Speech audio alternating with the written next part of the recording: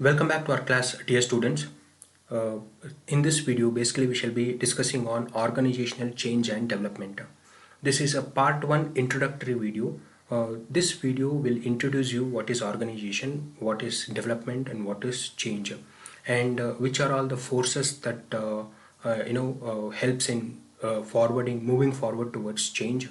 Either it can be of external forces or internal forces, and also we shall be discussing what are all the types of changes that the organization is expected, and what will happen if an organization ignores or avoids to adapt themselves to the changing environment. So it is just an introductory video, it is just part one, and let's now understand what is organization.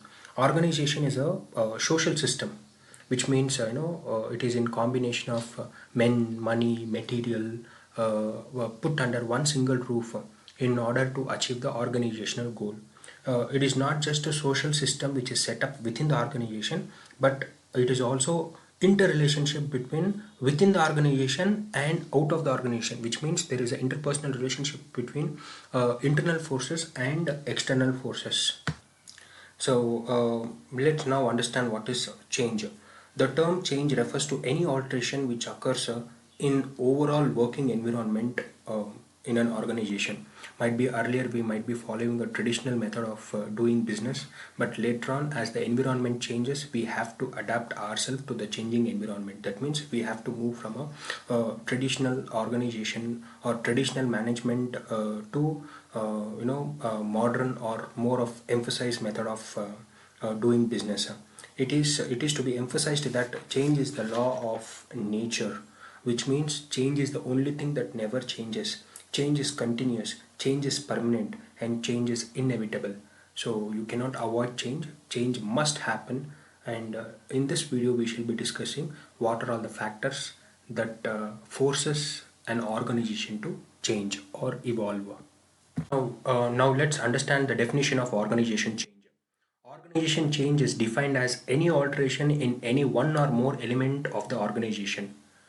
Changes can be made in any of the following work schedules or basis for department, span of management, or overall organization design or people themselves. Any changes in these categories is reasonably considered to be change or organization change. Now let's understand forces for change.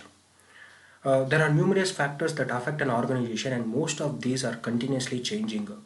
These forces lead or causing a change originated both from within the organization and outside the organization.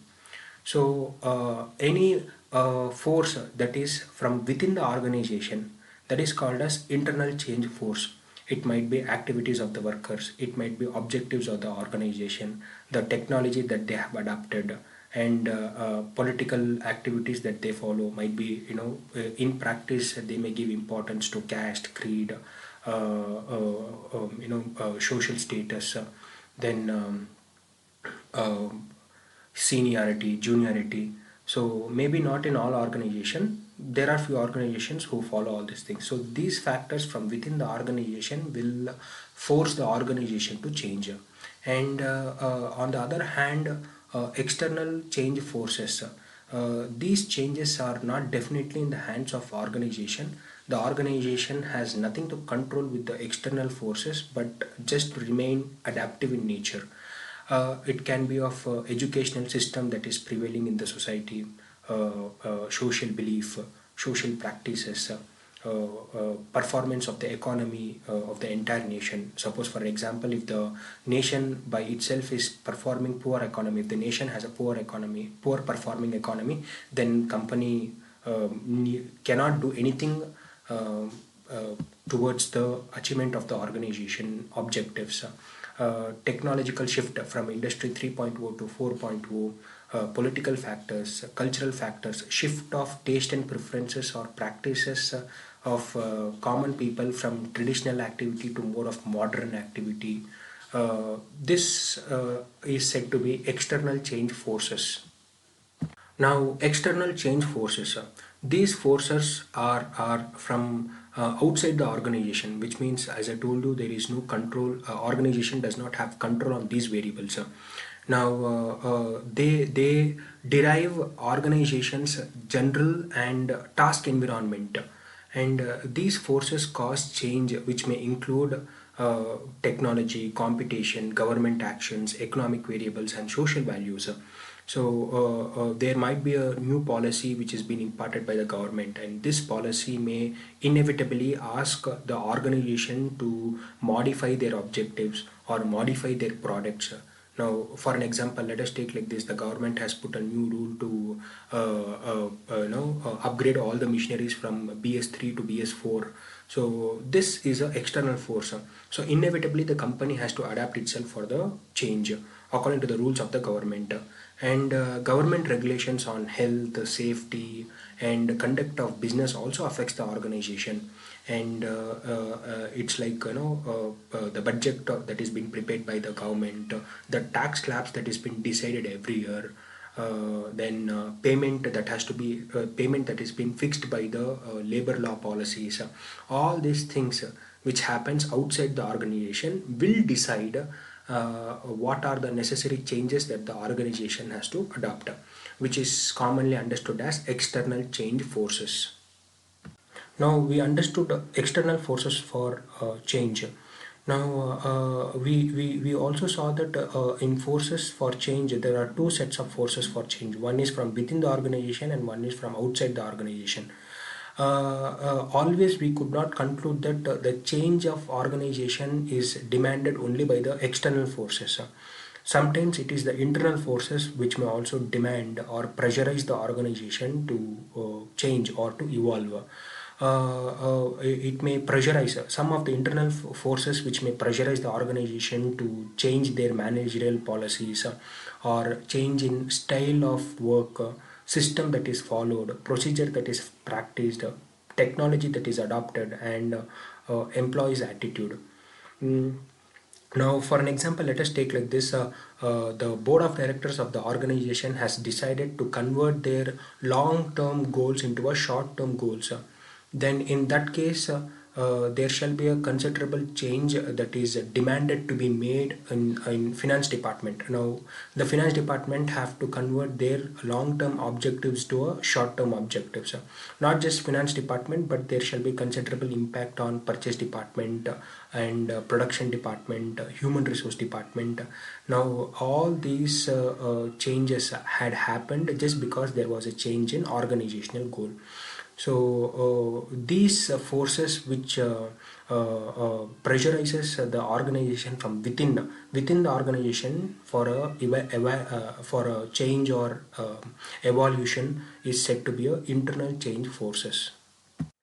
Some examples of organizational change are maybe a new method of doing already existing work, or inventing or coming up with a new product or a process according to the taste and preferences of the changing environment.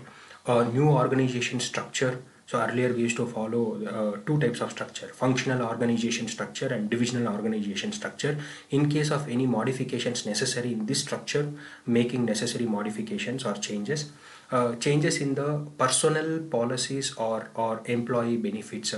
So in the three levels, top, middle, and low, there are different personnel policies related to top level management, middle level management, and low level management. Their purposes and benefits are not same.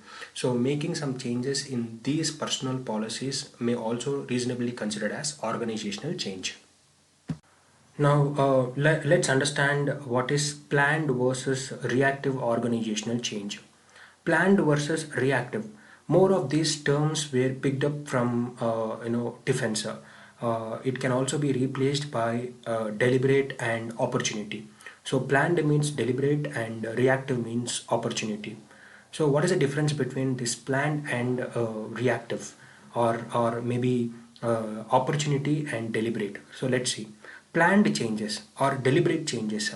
Planned change is a change that is designed and implemented in an orderly and timely fashion in anticipation of future events.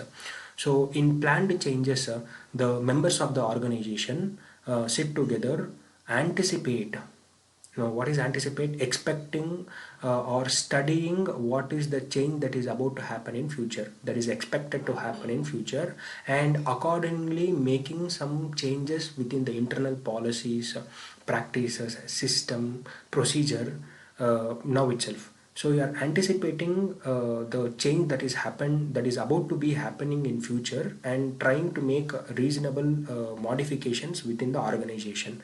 So we call this as a deliberate activity, which means a planned activity. Now, whereas a reactive change, on the other hand, is a piece of meal response to problems as they develop. Such a response may have to be hurried, and you will not be having time for deliberate activities, that is planned activities. You will not be having time. Maybe you are not convenient, because you are not convenient at that point of time to react for change. Why is that you are not convenient? Because you are not prepared, or maybe ready to accept the change that is happening in the environment. So this type of changes is said to be a reactive change. Though there are internal set of factors and external set of factors, that is from within the organization and outside the organization, is forcing the organization for change, but still organization will focus on only three types of changes. One is the technological change and structural change, and third one is the human resource or a human change or a workforce change. Now, technological change, if the changing environment is shifting from maybe earlier we had a practice of men working in combination of machinery, but later on now the technology has developed where machine tries to work with men using its artificial intelligence. So this technology has to be adopted by the organization. If not, the organization cannot sustain in the market. Okay, see, I shall repeat. Earlier men was working in combination of machinery. Now the technology has changed. Machinery wants to work with men by using its artificial intelligence. So this technological drift or this technological change has to be adopted by the organization as well. Next, structural change. Each and every organization has a skeleton, or a design that has been predetermined in order to make sure that smooth working environment, or to avoid the confusions. Now, it can be also called as a skeleton, or it can also be called as a structure or a organization structure. Basically, we follow functional organization structure and divisional organization structure. Now, making some modifications or rearrangement of product groups or rearrangement of hierarchical systems, or some shuffling that is being made by the organization in the reporting system. These changes are said to be these changes are said to be structural changes. Now, basically, functional organization structure, for example, has this pattern: board of directors followed by managing director, and followed by managing director. All department managers are lined up, like finance manager, sales manager, production manager, public relations manager. Now, making some modifications or rearranging these structure is said to be structural changes. Next, third one, human or human resource changes. Change in the working activities, change in the behavior of the employees or workforces, or change in the aptitude and attitude of the people. Okay, aptitude, which means they have built up their skills and ability through training, and as their ability is built, they have gone to a different level of attitude. Once they improve their aptitude, employee go to a different level of aptitude. So this is considered as human changes or human resource changes. So basically, organization have to focus on these three types of changes. One is the technological change, two the structural change, and three is the human resource change. And it's very much important for an organization not to ignore any changes. If the organization is able to identify the changes that is happening outside the organization and within the organization, immediately the organization should be responsive to those changes. There is a great case study on Nokia. For an example, I would take this case study. Once upon a time, Nokia was one of the leading brands in the market when it comes to telecommunications or mobile devices. The reason why there was a shift of demand from Nokia to Samsung was Nokia had launched a product on a Windows-based operating system, which was much rigid and not so user-friendly. Without understanding the taste and preferences of the common public or the end users, that is the customers, this Nokia had launched a product on a based on a Windows operating system. People were not that handy using a Windows oriented operating system, and basically their taste and preferences were towards a user friendly mobile which was of Android version. So there was a shift of demand from Nokia to Samsung. Why there was a disaster, why Nokia had ended up in disaster, was because they failed to understand the change that had happened amongst the end users. So it is very much important to know what is change, and it is also very much important to know the strategic importance of this change. So the manager has to always keenly watch what are the strategic changes that is happening, potential changes that is happening in the environment, try to get the information through potential sources. And it is equally important for a manager to know when change is needed in an organization. If not, just like Nokia, any other organization would land up in disaster. Okay. So this is just a part one video, introductory video. In case if at all you have any doubts, you can mail me to edu. Sorry, it's the lowercase edu.together20 @gmail.com.